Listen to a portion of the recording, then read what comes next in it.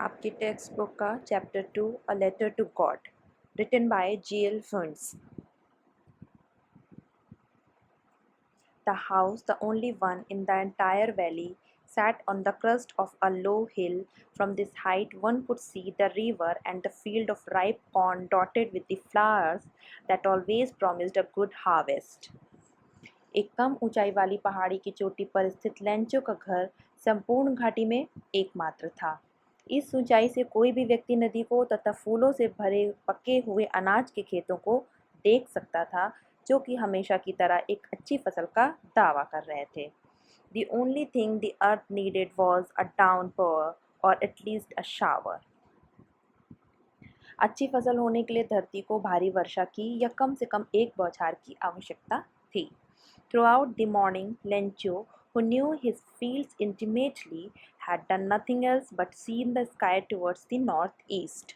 Lencho, जो अपने खेतों को बहुत नज़दीक से जानता था, उसने सुबह से उत्तर पूर्व में आसमान की तरफ देखने के अलावा और कुछ नहीं किया था। Now we are really going to get some water, woman. प्रिय, लगता है अब वर्षा होने वाली है।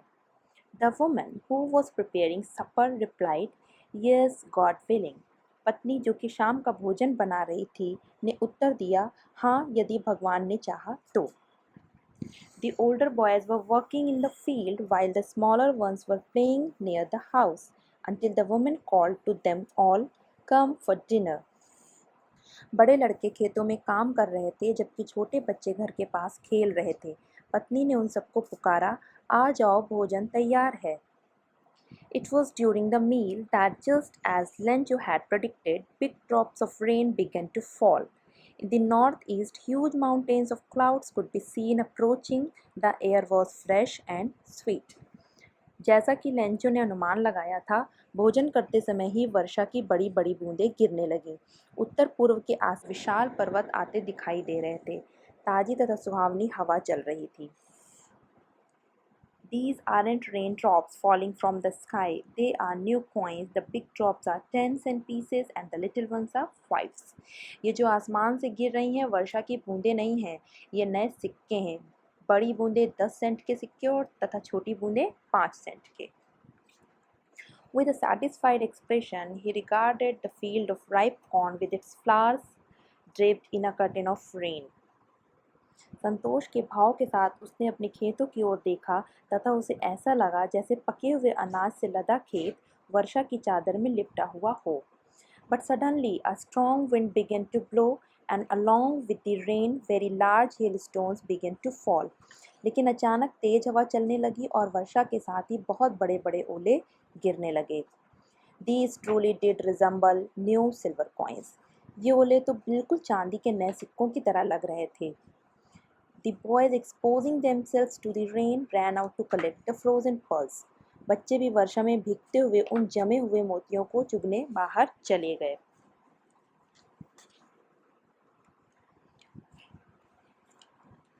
It's really getting bad now, exclaimed the man. I hope it passes quickly. अब यह बुरा होता जा रहा है, लेंचो ने कहा। मैं आशा करता हूँ कि यह बारिश जल्दी ही खत्म हो जाए। It did not pass quickly. लेकिन यह तूफान शीघ्र ही खत्म नहीं हुआ। For an hour the hail rained on the house, the garden, the hillside, the cornfield, on the whole valley. The field was white as if covered with salt. अगले 1 घंटे तक ओले पूरी घाटी में घर, बगीचा, पहाड़ी, अनाज के खेत में गिरते रहे। खेत सफ़ेद हो गया था, जैसा कि नमक से ढक गया हो। Not a leaf remained on the trees. The corn was totally destroyed. पेड़ों पर एक भी पत्ती नहीं बची थी, पूरी फसल बर्बाद हो चुकी थी। The flowers were gone from the plants. पौधों से फूल झड़ चुके थे। Lencho's soul was filled with sadness. Lencho की आत्मा उदासी से भर गई थी। When the storm had passed, he stood in the middle of the field and said to his sons, जब तूफान थम गया तो वह खेतों के बीच में खड़ा हो गया और अपने बेटों से बोला, A plague of locusts would have left more than this. The hail has left nothing this year. We will have no corn. टिड्डों का एक समूह भी इससे ज़्यादा छोड़ जाता है। ओलों ने कुछ नहीं छोड़ा। इस वर्ष हमारे पास जरा भी अनाज नहीं मिलेगा। That night was a sorrowful one. All our work for nothing. There is no one who can help us. We all go hungry this year. वह रात दुख भरी थी. हमारा सारा काम व्यर्थ रहा. ऐसा कोई भी नहीं है जो हमारी मदद कर सके. इस वर्ष हम सभी भूखे रहेंगे. But in the hearts of all who lived in that solitary house in the middle of the valley, there was a single hope, help from God. अब लेंचो के परिवार के सभी सदस्यों के हृदय में एक ही उम्मीद थी, भगवान से मदद. Don't be so upset even though this seems like a total loss. Lencho ने अपने परिवार को दिलासा देते हुए कहा कि यद्यपि यह पूर्ण नुकसान है, लेकिन फिर भी उदास नहीं होना चाहिए, क्योंकि कोई भी भूखा नहीं मरता. That's what they say. No one dies of hunger. लोग भी ऐसा कहते हैं कि भूखा कोई नहीं मरता. All through the night, Lencho thought only of his one hope, the help of God. पूरी रात लेंचो इस एकमात्र आशा के बारे में सोचता रहा, भगवान से मदद. जैसा कि उसने सुना था कि भगवान की whose eyes, as he had been instructed, see everything, even what is deep in one's conscience. जैसा कि उसने सुना था कि भगवान की आँख हर चीज़ देख लेती है, चाहे वह किसी के अंतःमन में क्यों ना हो. Lencho was an ox of a man, working like an animal in the fields, but still he knew how to write. Lencho बैल की तरह मेहनती था, जो अपने खेतों में जानवरों की तरह मेहनत करता था, फिर भी वह लिखना जानता था. The following Sunday at daybreak, he began to write a letter, which he himself would carry to town and place in the mail. अगले रविवार की सुबह उसने पत्र लिखना आरंभ किया, जिसे उसने स्वयं शहर जाकर पत्र पेटी में डालने का निश्चय किया.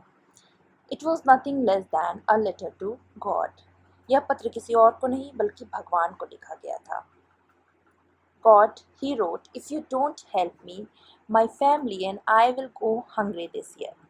I need 100 pesos in order to sow my field again and to live until the crop comes, because the hailstorm. उसने लिखा, भगवान, अगर आप मेरी मदद नहीं करेंगे तो मैं और मेरा परिवार इस वर्ष भूखे रह जाएंगे, क्योंकि ओलों ने मेरी फसल बर्बाद कर दी है. मुझे अपने खेतों में दोबारा से अनाज बोने के लिए तथा अगली फसल आने तक जीवन यापन के लिए 100 पीसोस की आवश्यकता है. He wrote to God on the envelope, but put the letter inside and still troubled, went to town. At the post office, he placed a stamp on the letter and dropped it into the mailbox.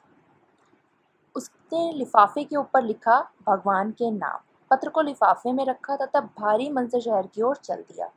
डाकघर पहुंचकर उसने पत्र के ऊपर एक ticket चिपकाया तथा इसे पत्र पेटी में डाल दिया. One of the employees, who was a postman and also helped at the post office, went to his boss laughing heartily and showed him the letter to God. एक कर्मचारी जो वहाँ डाकिया था तथा डाकघर के कामों में भी मदद करता था, जोर जोर से हंसता हुआ पोस्ट मास्टर के पास गया और भगवान के नाम का पत्र दिखाया. Never in his career as a postman had he known that address. डाकिये के तौर पर अपने पूरे सेवा काल में उसने यह पता नहीं देखा था. The postmaster, a fat, amiable fellow, also broke out laughing, but almost immediately he turned serious and tapping the letter on his desk, commented. Postmaster, जो मोटा तथा मिलनसार था, वह भी पत्र देखकर हंसने लगा, पर तुरंत ही वह गंभीर हो गया और पत्र को टेबल पर थपथपाते हुए बोला, What faith! I wish I had the faith of the man who wrote this letter, starting up a correspondence with God. कितना विश्वास है! काश मेरे अंदर भी इस पत्र लिखने वाले व्यक्ति के जैसा भरोसा होता, जिसने भगवान को भी एक इंसान मानकर उसके साथ पत्र व्यवहार किया. So in order not to shake the writer's faith in God, the postmaster came up with an idea, answer the letter. पत्र लिखने वाले का भरोसा भगवान पर बना रहे, इसलिए पोस्टमास्टर को एक उपाय सूझा, पत्र का उत्तर दिया जाए. But when he opened it, it was evident that to answer it, he needed something more than goodwill, ink and paper. पर जब उन्होंने पत्र को खोला तो पता चला कि पत्र का उत्तर देने के लिए सद्भावना, कलम तथा कागज से भी कुछ ज़्यादा की जरूरत उन्हें पड़ेगी. But he stuck to his resolution. He asked for money from his employees. He himself gave part of his salary, and several friends of his were obliged to give something for an act of charity. पर वह अपने निश्चय पर अटल रहा। उन्होंने अपने कर्मचारियों से कुछ पैसे मांगे तथा उन्होंने स्वयं भी अपनी तनख्वाह का एक हिस्सा दिया। उनके कुछ मित्रों ने भी पुण्य का कार्य मानकर कुछ न कुछ देकर उपकृत किया।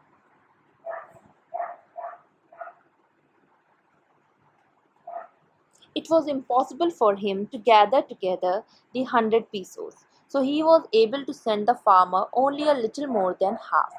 पोस्टमास्टर के लिए 100 पीसोस इकट्ठा कर पाना संभव नहीं था, अतः वह उस किसान को आधी धनराशि से कुछ ही अधिक भेज पाया।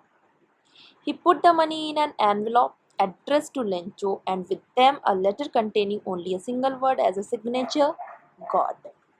इस धनराशि को उन्होंने एक लिफाफे में रखकर लेंचो का पता लिख दिया तथा साथ ही उसमें एक पत्र भी रख दिया जिसमें केवल एक शब्द था, भगवान।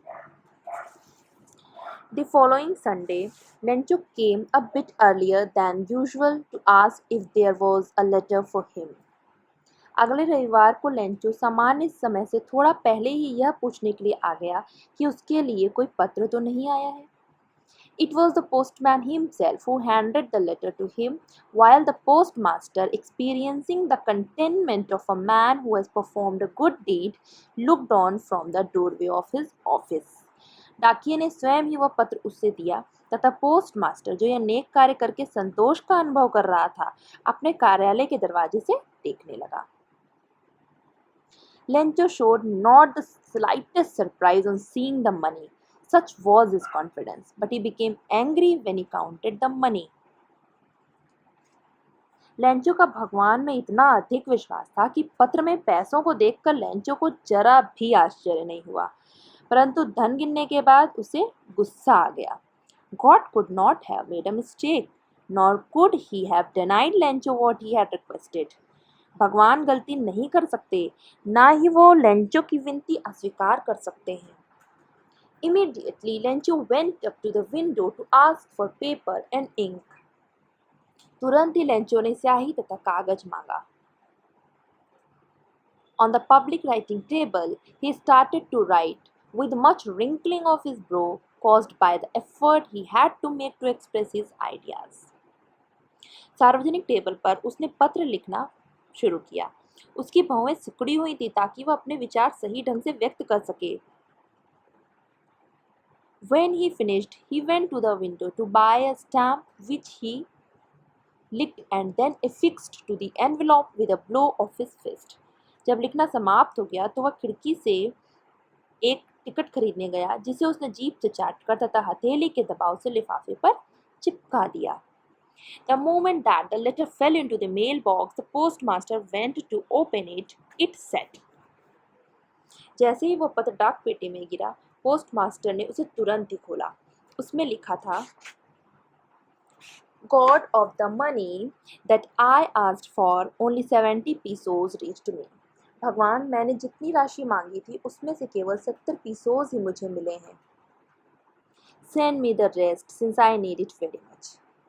बाकी बची धनराशि भी भेज दो क्योंकि मुझे इसकी बहुत अधिक आवश्यकता है।